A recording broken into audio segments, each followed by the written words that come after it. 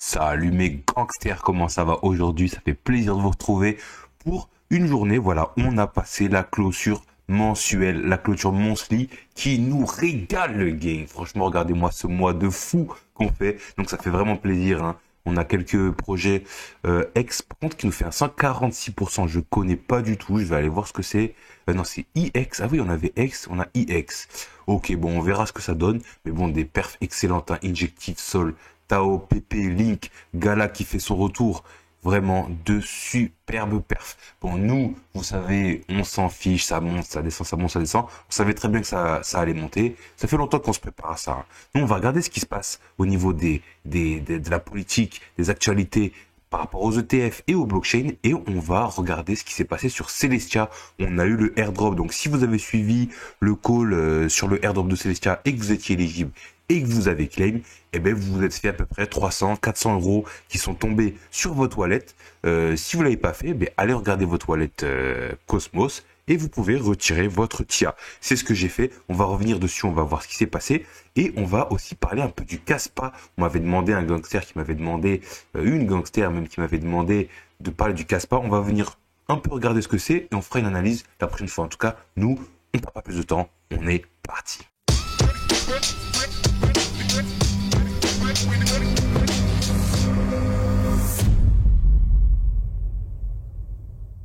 La petite blague du jour, Gary Gensler, qui a un message d'Halloween pour les cryptophiles, les bitcoins maximalistes. Donc voilà, Gary Gensler, c'est un peu une figure qui s'est élevée, hein, médiatiquement ces derniers mois dans le secteur de la crypto, hein. Voilà, le patron de la SEC, c'est la Security Exchange Commission, qui voilà vont contrôler les actions, les commodities, les securities. On a une agence pour les commodities, une agence pour les securities. Eh bien, la SEC, c'est l'agence pour les securities. Et lui, voilà, il s'est mis à attaquer toutes les cryptos. Enfin, vous connaissez la chanson, hein, mais pour les nouveaux, parce que il y a un gros pic qui est en train de se former d'adoption, un peu de curiosité sur les cryptos. Une curiosité qu'on n'a pas vue depuis très longtemps. Donc déjà, bienvenue aux nouveaux, hein.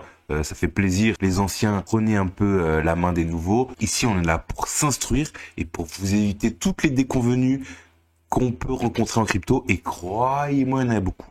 Et donc la SEC a attaqué toutes les altcoins. Oui, c'est des scams, c'est pas bien, depuis je sais pas combien de temps. Mais là, ce retournement de veste incroyable sur le Bitcoin.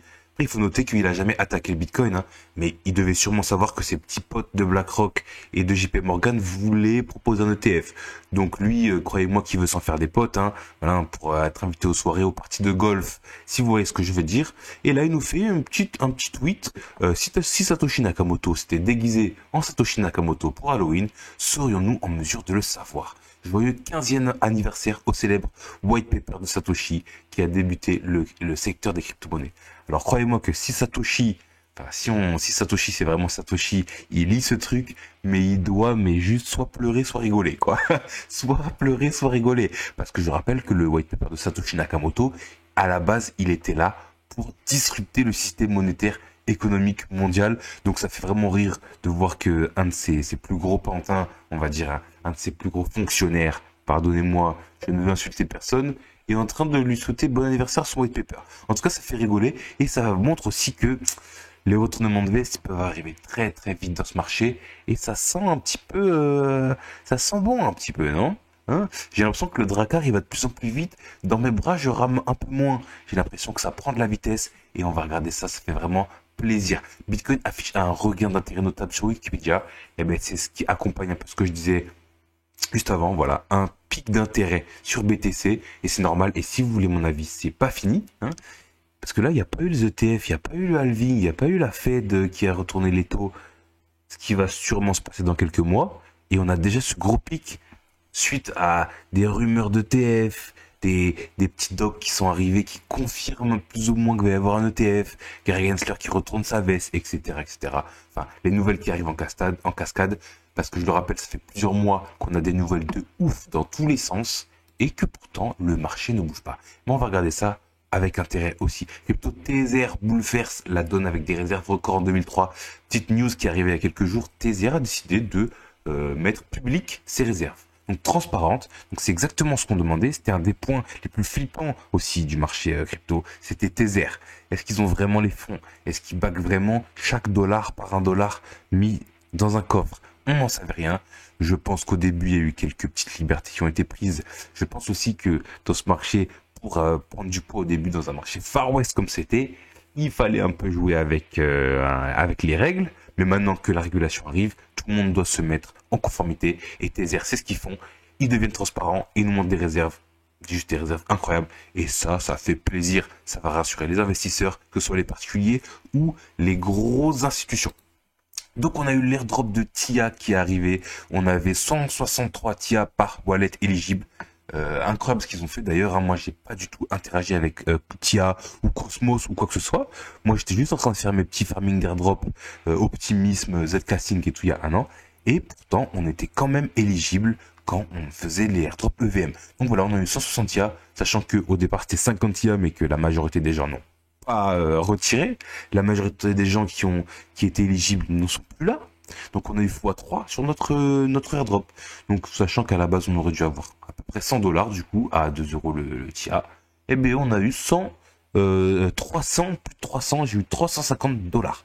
Donc ça fait vraiment plaisir. Voilà, j'ai vendu ici à 2, 3 à peu près. Et là on est à 2, 4. C'est ce que je fais. Hein. Quand je reçois un airdrop, je vends tout de suite. Surtout dans les semaines dans lesquelles je suis là. Je suis en garage cette semaine là. C'est hyper physique. Là aujourd'hui on avait un petit jour tranquille, mais c'est hyper physique, ça prend la tête, c'est-à-dire qu'il faut réfléchir et être concentré. Quand je rentre et que je vois 350 dollars d'airdrop, je vends. Et ensuite je vois ce que je fais. Vu la configuration, je suis pas étonné que là on se mange une bougie verte très impressionnante. Donc normalement, après avoir vendu, après avoir réfléchi, avoir regardé, je rachèterai. Mais c'est pas ce que je vais faire. Même si le projet est très intéressant, on va regarder ça un petit peu. Je vais pas le faire pour l'instant. Je vais continuer d'attendre de voir comment ça se passe. Mais franchement, ce genre d'airdrop, ça fait vraiment plaisir. C'est assez rassurant sur l'équipe de Celestia, hein, qui privilégie quand même de donner plus à la communauté possible. Ça fait plaisir. Donc Celestia, qu'est-ce que c'est? La première blockchain modulaire. Donc voilà, le premier réseau de blockchain, puisque Celestia est un réseau de blockchain, et non pas une seule blockchain. Donc c'est très technique. Hein. C'est très technique. On va vraiment faire ça de manière simple. Mais bien sûr, Celestia s'attaque au trilemme de la blockchain. Je le rappelle, trilemme qui est de réunir scalabilité. Donc beaucoup de gens peuvent utiliser la blockchain RSE rapide et à faible coût. Sécurité, donc une blockchain inviolable qui n'est pas attaquable par le premier venu. Et la décentralisation, ce qu'on cherche aujourd'hui de plus en plus, c'est-à-dire le plus de nœuds, le plus de validateurs possible pour que une entité ou quelques entités ne dirigent pas la blockchain. Et donc, qu'est-ce que c'est une blockchain modulaire? En gros, ce qu'on avait avec la structure traditionnelle, ce qu'ils appellent une structure monolithique, c'est qu'on avait les couches de consensus et d'exécution qui étaient en un seul bloc. Et au-dessus, on a les smart contracts. C'est ce qui se fait sur Ethereum, par exemple. Vous avez tout le bloc de consensus et d'exécution, et ensuite les développeurs vont amener les smart contracts, les dApps dessus, et ça amène une rigidité qui est un problème pour la scalabilité justement, ce qui fait que déjà les développeurs ont beaucoup moins de marge de manœuvre pour amener des dApps, amener des fonctionnalités et tout, et une fois que les smart contracts et les contrats sont là, c'est très difficile de les changer. C'est ce qu'on voit avec Casper justement, Casper qui nous a fait un petit 6% aujourd'hui il me semble d'ailleurs, on peut améliorer les contrats avec Casper. Ce qu'on ne peut pas faire, avec Ethereum. Et c'est à ça que veut s'attaquer Celestia, qui lui va proposer une couche de consensus et de données, plusieurs couches d'exécution, du coup, qui vont être modulaires, justement. Chaque développeur, chaque dApp, chaque smart contract pourra venir chercher dans les meilleures parties dont ils ont besoin, ce qui va apporter une rapidité et une scalabilité qui n'est pas comparable au L1 classique. Et donc voilà, plus on a d'exécution de layer, plus on a d'utilisateurs, plus la blockchain s'adapte et se module à la vitesse et à la scalabilité des utilisateurs. Et donc ça, c'est vraiment intéressant. Donc c'est une technologie qui vient de démarrer. Hein. Celestia est la première blockchain modulaire, mais ça peut être intéressant de voir comment ça va se passer. Bien sûr, s'ils ont bien fait leur taf et qu'il y a d'autres blockchains modulaires qui arrivent, ils resteront les premiers. Et donc ça pourrait être un grand nom. Je pense que Celestia peut rentrer dans le top 20. Hein. Il peut clairement rentrer dans le top 20. Je vais pas rentrer tout de suite, je vais pas investir tout de suite. J'ai quand même pris, voilà, on a pris 400 balles, mais je vais quand même, ne serait-ce que pour les remercier, voir comment ça se passe, continuer d'analyser ce projet, et vraiment, hein, on va voir ce que ça donne, et je vous conseille d'aller faire vos propres recherches. Je le rappelle, mes gangsters, Je vous remercie tous de me donner de la force, de me soutenir. Vous êtes toujours là au rendez-vous, même si en ce moment je suis un peu moins présent sur YouTube, je le sais, mais ça va changer, croyez-le moi. Je suis à fond dans la mécanique, mais n'oubliez pas que je suis toujours dans le Drakkar en train de ramer. Et ça, je vous le dis, hein, je vais pas lâcher le game comme ça de sitôt. Moi, je suis à fond en ce moment, c'est en train de se retourner en plus. Il y a quelques semaines, on était là, oui, c'est dur, mais on tient le coup, tenez vos appuis. Et là, ça commence à être léger, le gang. Moi, je vois ça une très belle année, on va avoir, je pense. N'oubliez pas les certitudes sur vos ennemis. Ça peut très bien plonger as fuck. Du jour au lendemain, il peut y avoir une nouvelle. Donc restez quand même sur vos appuis, gardez la tête froide. Mais en tout cas, voilà, je veux voir le futur un peu, comment ça se passe. Et Celestia, merci, on va aller regarder ça un peu plus en détail. Donc Celestia, il y a eu une private sale partie 2. La partie 2, elle était à 1$. Vous vous rendez compte quand même, si vous avez accès à une private sale, vous aviez 1$ la private sale, c'est pas grand chose, hein. Vu que les airdrops c'était, vous aviez 50 centimes, mais bon, la private sale, vous pouvez mettre, je sais pas, autant que vous voulez. Mais surtout, moi, ce qui me fascine, c'est la première private et la seed. Regardez la private, vous étiez à 10 centimes et la seed. Bon, la seed, il y a pas beaucoup, il y a 1 million qui a été levé, 1,6 million. C'est Binance, il y a 2-3 personnes qui investissent, mais vous l'avez à 1 centime en fait. Mais c'est incroyable d'être VC, hein. C'est incroyable, c'est-à-dire que là, vous avez fait x200. Fois 250 même. Ils disent fois 290. Peut-être oui, bah franchement, je sais rien. Non, fois 250. C'est juste incroyable. C'est juste incroyable. Vous mettez 1000 balles, juste 1000 balles, vous avez 250 000 balles. Donc bien sûr, vous et moi, les péloy, on va pas être investis sur seed, hein. Là, c'est quand même les gros ventures, Binance et d'autres. Mais vous, voilà, si vous n'avez pas un fonds d'investissement, vous n'allez pas avoir accès. Mais c'est juste fou. Donc voilà, vous pouvez aller voir sur CryptoRank. Vous avez quand même pas mal de data. C'est cryptorank.io, ça fait vraiment plaisir. Vous avez quelques petites fiches sur la tokenomics. Donc voilà, on a eu 7,4% de l'économie entière. Donc voilà, vous pouvez voir qu'on a 20% pour la location publique. On a un écosystème RGD. Il me semble que c'est pour étoffer l'écosystème. Et je vais aller faire une petite analyse dessus, hein. On poussera ça un peu plus en détail une prochaine fois, hein. Là, je vous fais un petit récap de ce qui s'est passé. Donc voilà, la seed quand même, c'est 15,9%. Vous imaginez? 15,9%, je crois, de 50 millions, hein. Donc voilà, c'est 7 millions fois 200, ça donne le tournis. Les early backers et les initial core contributors. Incroyable, c'est juste fou, mais bon, c'est quand même sympa de donner 7,4% à la team. Enfin, moi, en tout cas, je les prends, ça me fait plaisir. Vous allez rigoler, vous savez dans quoi je les ai mis? Je les ai mis dans du Ape. Je les ai mis dans du ApeCoin. Là, j'ai pas réfléchi et je crois que je vais les garder. C'est quoi? Je vais les garder en ApeCoin. Je me suis dit, je vais les mettre en je ne sais quoi, en je ne sais qui. Je les ai mis en ApeCoin. Je vais les garder en ApeCoin. Voilà, ça me fait mon petit bag de shitcoin. Moi, en vrai, ApeCoin, j'y crois. Yuga Labs, c'est une grosse team. Ils sont en train de s'allier à Animo Cabrens sur le gaming. Voilà. Donc, là, on arrive 1er novembre. Il y a mes dessins qui vont arriver. Donc, mon petit Casper, il va chauffer. Mais pour l'instant, je suis sur du ApeCoin. La team de Celestia. Donc là, c'est juste incroyable, hein, voilà. Donc, le fondateur, il avait créé une blockchain qui a été achetée par Facebook il y a quelques années. Donc ça, c'est ouf. Voilà, lui, il a travaillé chez Tendermint. C'est lui qui a créé les roll-up optimistiques. Donc voilà, je sais pas quoi vous dire là, en fait. Ok, le mec, le boug, il est là, quoi. Il a créé les optimistiques roll-up et il est là. Il se prend une petite photo. Donc voilà, incroyable. Lui, cofondateur d'Harmony, voilà, du très lourd, voilà, Ethereum Core chez Former Developer Core chez Ethereum Classic, enfin, voilà, des premiers de la classe, mais de la classe, voilà, c'est pas votre petite classe de cons, hein. Eux, ils sont en train de bombarder, donc on ira creuser aussi ça quand on fera l'analyse spéciale Celestia, je pense que je le ferai. Mais voilà, c'est du très lourd. Et donc, vous pouvez aller voir l'écosystème. Il y a beaucoup de dApps qui sont live. Donc, je vous laisserai aller voir ça sur celestia.org/écosystème. Vous avez tout l'écosystème. Allez creuser. Et voilà, justement, c'est ce que je voulais vous dire. Merci à tous de donner de la force, etc. Ça fait plaisir. Mais n'oubliez pas de faire vos propres recherches. Moi, je suis qu'un type, hein. Je suis qu'un bouc normal qui vous fait son analyse. Pour l'instant, j'ai envie de dire que je prédis pas l'avenir parce que c'était téléphoné, même si personne n'y croyait, c'était téléphoné que ça allait se passer comme ça. Mais on est en train de faire des bons gains. On est en train de se faire un bon petit billet, là, le gang. Donc franchement, gardez vos appuis, gardez la tête froide. Si vous êtes nouveau, faites attention aussi, hein. On est quand même bien monté. N'investissez pas comme ça sur du vent ou sur des émotions.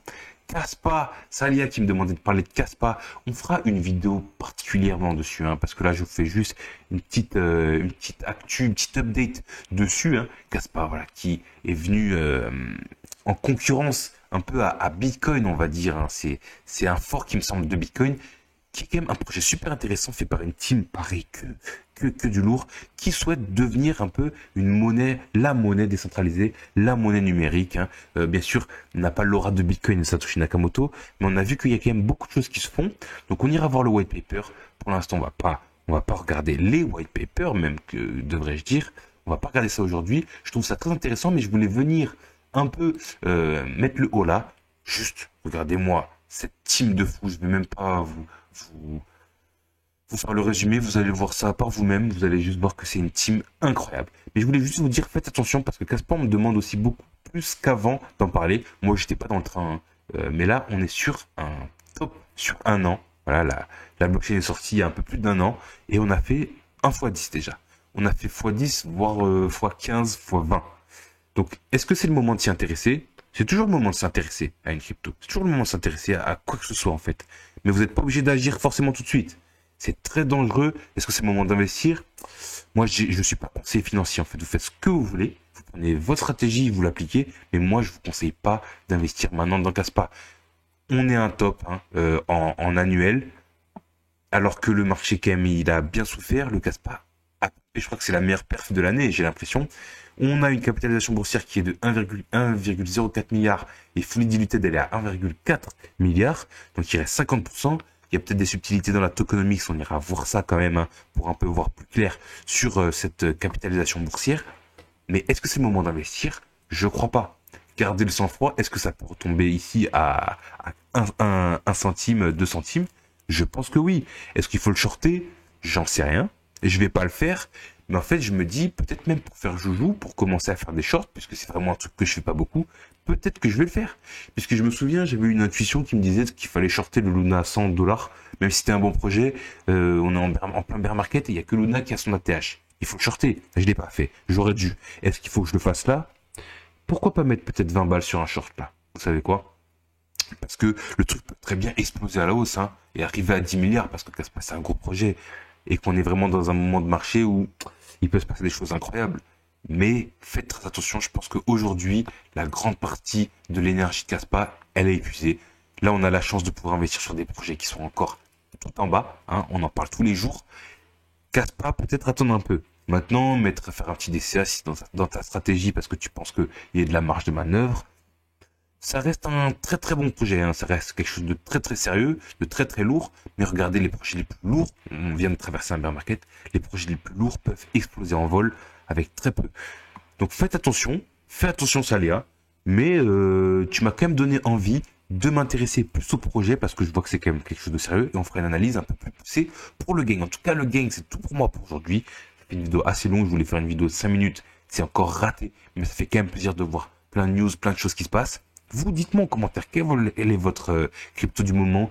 Si vous êtes BTC ou altcoin, on va faire un petit top 10. Ça fait longtemps qu'on l'a pas fait. En tout cas, prenez soin de vous. Allez toucher de l'herbe. Il commence à faire froid, je sais. Mais prenez soin de vous et des vôtres. Et en tout cas, nous, on se dit à la prochaine. Ciao.